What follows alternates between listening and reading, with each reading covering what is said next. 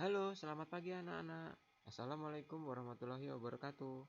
Jumpa lagi dengan pelajaran komputer. Hari ini kita akan belajar dengan materi Sejarah Teknologi Informasi dan Komunikasi. Simak terus pelajaran ini di video ini ya anak-anak. Lihatlah gambar di slide berikut ini. Tahukah kalian perangkat apa sajakah itu? Yang pertama, kedua, ketiga, keempat, dan kelima. Ada yang tahu? Kalau tidak ada yang tahu, saya jelaskan satu persatu. Yang pertama itu adalah sempoa, alat untuk berhitung yang diciptakan oleh bangsa Cina. Yang kedua itu adalah mesin komputer generasi pertama. Dan yang ketiga itu adalah komputer generasi keempat. Yang kelima itu adalah laptop atau komputer jinjing. Dan yang keenam itu adalah smartphone atau gadget yang ada di kehidupan kita. Pada awalnya, nenek moyang kita sebelum mengenal huruf dan angka atau bilangan, mereka telah mengenal cara berhitung. Sebagai contoh, mereka menghitung hewan ternak yang digembalakannya. Setiap pagi, ketika mereka melepas hewan ternak, dengan membuat keratan pada pohon, pada sore harinya mereka mencocokkan jumlah hewan ternak dengan jumlah keratan yang ada dalam pohon tersebut sebelum membawanya pulang ke kandang. Alat ini yang digunakan yaitu adalah jari tangan, batu, serta simpul-simpul tali yang diikatkan kepada pohon. Itu merupakan alat hitung sederhana nenek moyang kita zaman dahulu kala.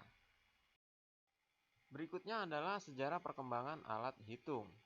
Di Amerika Selatan, orang India Inca itu menggunakan simpul-simpul tali sebagai lambang bilangan. Alat itu disebut dengan kaipu. Sedangkan 1800 tahun yang lalu itu ditemukan alat hitung yang namanya sempoa atau abakus. Sempoa tertua ditemukan di Mesopotamia, di Pulau Salamis. Itu gambarnya ada di bawah. Gambar sempoa. Selanjutnya pada tahun 1917, John Napier menemukan cara berhitung dengan bael bujur sangkar yang terdiri dari 9 kali 9 kolom yang masing-masing berisi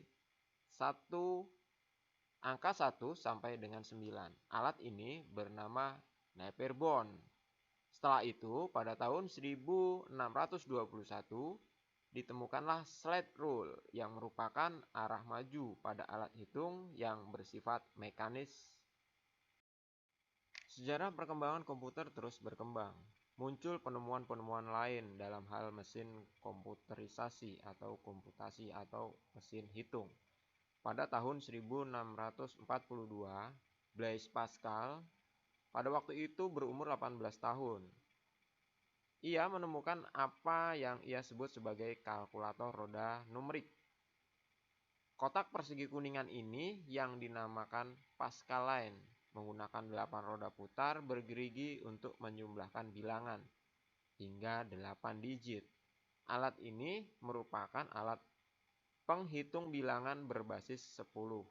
Kelemahan alat ini adalah hanya terbatas untuk melakukan penjumlahan. Pada tahun 1694, seorang matematikawan dan filsuf Jerman, Gottfried Wilhelm von Leibniz, memperbaiki mesin Pascal Line dengan membuat mesin yang dapat melakukan operasi perkalian dan pembagian.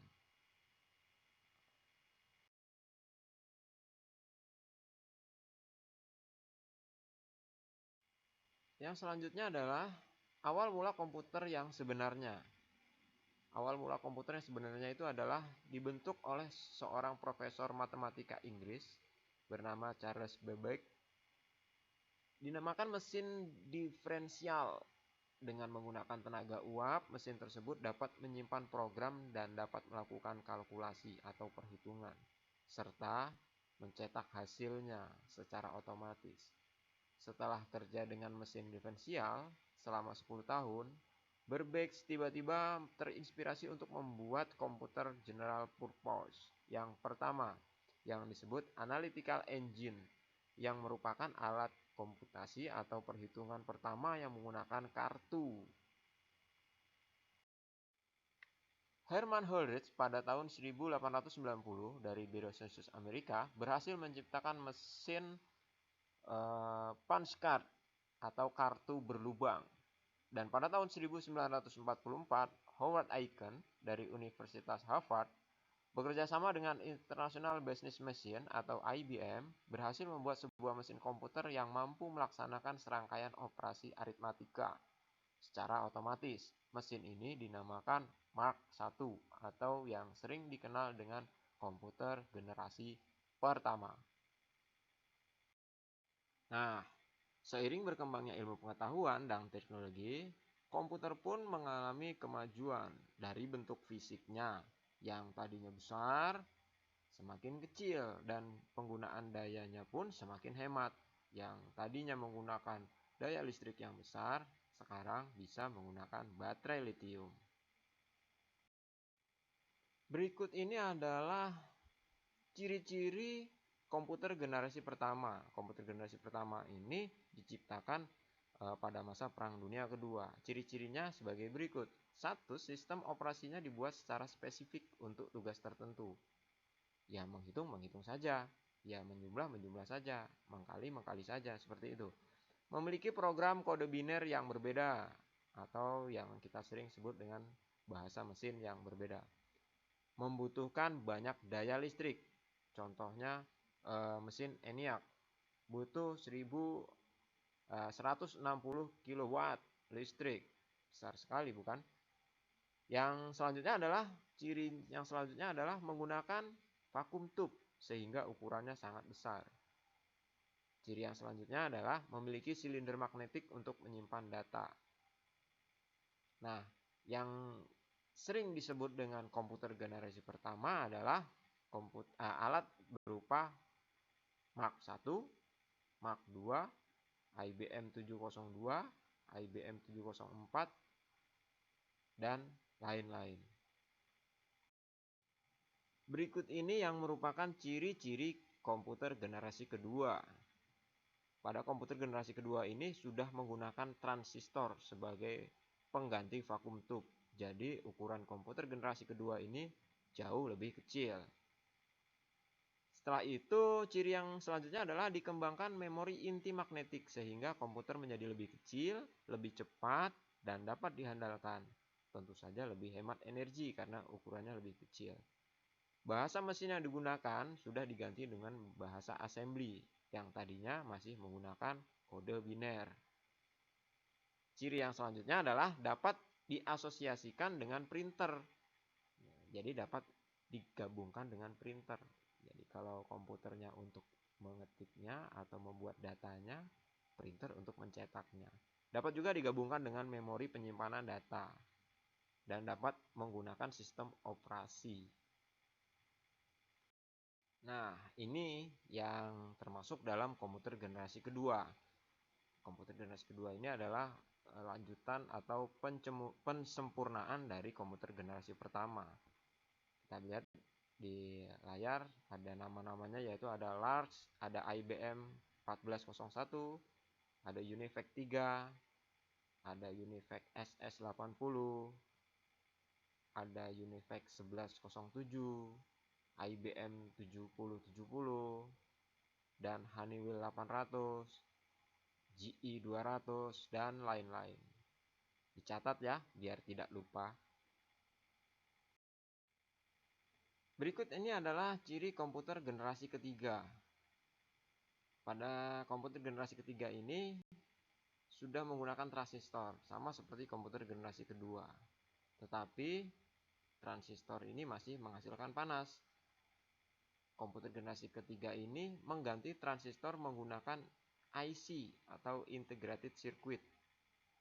Nah, dengan menggunakan IC, ya panas di perangkat komputer generasi ketiga ini sudah berkurang. IC mengkomunikasikan 3 komponen elektronik dalam sebuah piringan silikon kecil yang terbuat dari pasir kuarsa. Ilmuwan pun berhasil memasukkan lebih banyak komponen ke dalam satu chip tunggal ini. Jadi lebih baik dibanding dengan vakum tube pada komputer generasi pertama ataupun transistor pada komputer generasi kedua. Baiklah anak-anak, sekarang ciri komputer generasi ketiga lanjutan. Ciri selanjutnya adalah pada komputer generasi ketiga ini sudah menggunakan sistem operasi atau OS ya, yang memungkinkan komputer ini menjalankan berbagai program yang berbeda secara bersamaan. Setelah itu, komputer generasi ketiga ini harganya lebih murah dan sudah menggunakan listrik yang lebih hemat. Yang termasuk dalam komputer generasi ketiga antara lain adalah UNIVAC 1109, UNIVAC 9000, ada GE 600, ada GE 235, ada CDC 3000, dan lain-lain. Kita masuk di komputer generasi keempat. Pada generasi ini sebenarnya sama dengan komputer generasi ketiga, hanya saja pada generasi keempat ini banyak para ilmuwan, profesor, dan teknisi-teknisi menciptakan alat pada komputer generasi ketiga dibuat lebih kecil, sehingga ukuran-ukuran yang tadinya besar di komputer generasi keempat ini menjadi lebih kecil dan lebih baik lagi untuk kecepatan, kapasitas penyimpanan, dan lebih hemat energi. Adapun ciri-ciri komputer generasi keempat yang menyolok adalah komputer generasi keempat sudah menggunakan LSI atau Large Scale Integration yang dapat memuat ratusan komponen dalam sebuah chip, sehingga dapat menurunkan harga komputer, meningkatkan daya kerja, meningkatkan efisien, dan meningkatkan keterandalan komputer. Dikembangkan komputer mikro yang menggunakan mikroprosesor dan semikonduktor yang berbentuk chip untuk memori komputer. Nah, pada saat itu IBM memperkenalkan PC atau personal komputer atau yang sering kita sebut dengan komputer rumah. Ya, bukan laptop. Nah, komputer pun selanjutnya mengalami evolusi dengan cepat sehingga diciptakanlah laptop atau komputer jinjing. Bahkan ada juga yang lebih kecil namanya notebook. Ada lagi yang lebih kecil lagi, itu namanya palm top. Yang terakhir adalah ciri komputer generasi keempat lanjutan. Ciri selanjutnya adalah perusahaan Apple Macintosh menciptakan sistem grafis pada komputer dan memperkenalkannya menggunakan piranti mouse sampai dengan saat ini. Setelah itu ciri yang selanjutnya adalah yang termasuk komputer generasi keempat lanjutan adalah IBM 370, Apple II, IBM PC XT, IBM PC AT, IBM PS, Pentium 2, Pentium 3, AMD K6, dan AMD Altron, dan lain-lain. Masih banyak lagi. Sampai dengan generasi yang paling terbaru sudah menggunakan Intel Pentium Core i7 atau yang sering disebut dengan i7 yang sekarang banyak diperjualbelikan dan banyak diburu oleh masyarakat. Karena apa? Karena kehandalannya, kecepatannya untuk menyelesaikan tugas-tugas dan membantu manusia dalam menyelesaikan pekerjaannya. Oke anak-anak, mungkin cukup penjelasan dari saya tentang sejarah komputer di dunia. Anak-anak, materi pelajaran kita telah selesai. Jangan lupa tonton terus video-video update dari Bapak Ibu guru kalian. Salam untuk orang tua kalian. Terima kasih. Assalamualaikum warahmatullahi wabarakatuh.